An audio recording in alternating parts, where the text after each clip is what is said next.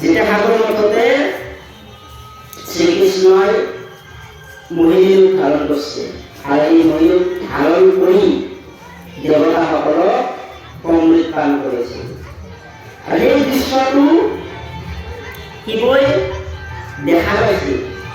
দেখা পোৱাৰ পিছত শিৱৰ মনত এটা ভাৱ হ'ল যে মই যদি নিজাকে যদি কৃষ্ণৰ এটা ৰূপ আৰু চাব পাৰোঁ, মোহিনী ৰূপ, নাৰী ৰূপ, মোৰ খুব ভাল লাগিব।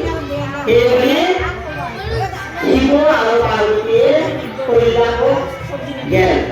কৈলাশৰ পৰা বৈকুণ্ঠ কৰি কৃষ্ণৰ ওচৰত গেল। আৰু সেই সময়ত যিবিলাক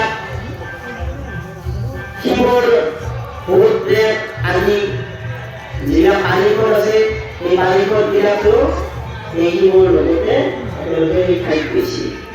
আৰু কৃষ্ণৰ মন্দিৰ পাই মানে কৃষ্ণ থকা জাগা পাই দূৰৰ পৰা তেওঁলোকে খোজকাঢ়ি গৈছিল। মানে বৃষভৰ পৰা নামি, বলদৰ পৰা নামি তেওঁলোকে খোজকাঢ়ি গৈছে কৃষ্ণৰ ওচৰলৈ আৰু স্তুতি কৰি গৈছে হাতযোৰ কৰি।